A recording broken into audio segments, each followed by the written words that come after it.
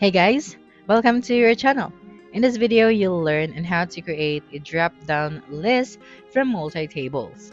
So here, the first thing that we should do is we have to open any of our web browser, and then using the search bar at the top, we just have to search for Appsheet, and then make sure to log in to your account.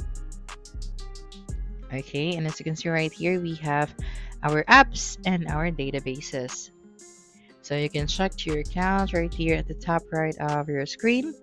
And then after that, what we are going to do now is to create a new app. So it's up to you if you want to edit an existing app. So for this one, you're just going to create a blank app and then select your category. So as you can see, there are so many apps in this account. So let me just delete some.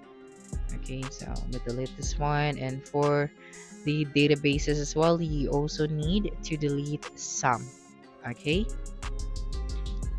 as you can see, we still cannot create a new app, so go to the databases and delete some of your databases that you don't need for this app. Okay, so click on the create option and then go to the app section, click on the blank app and create app.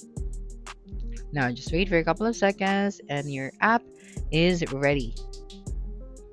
Okay, and then as you can see at the right side, we have the preview of our app.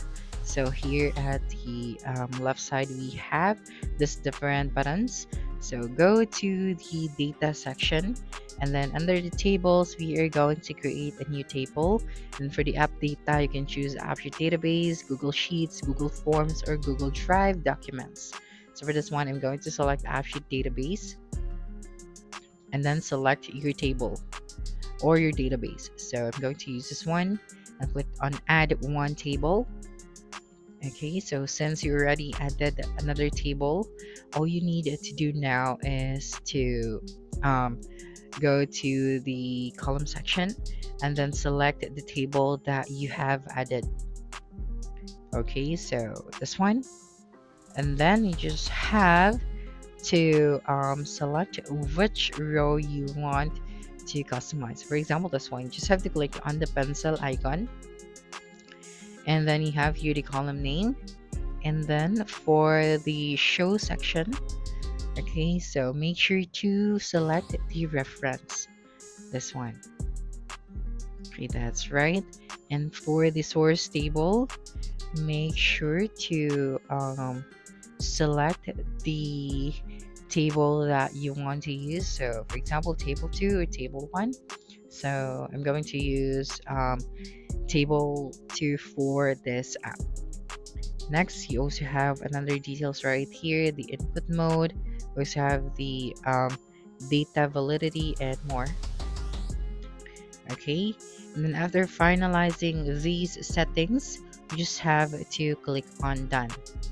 That is right. And when you click on save, as you can see right here at the right side, you'd be able to see here now our drop down list. Okay, so here is our drop down list. So when you clicked on this one, you'll be able to see here the full details of this drop down menu. Okay, so for example, using the desktop view, so when someone clicked on it, they'd be able to see what's under this drop down menu.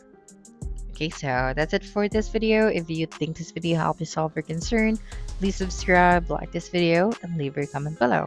Bye.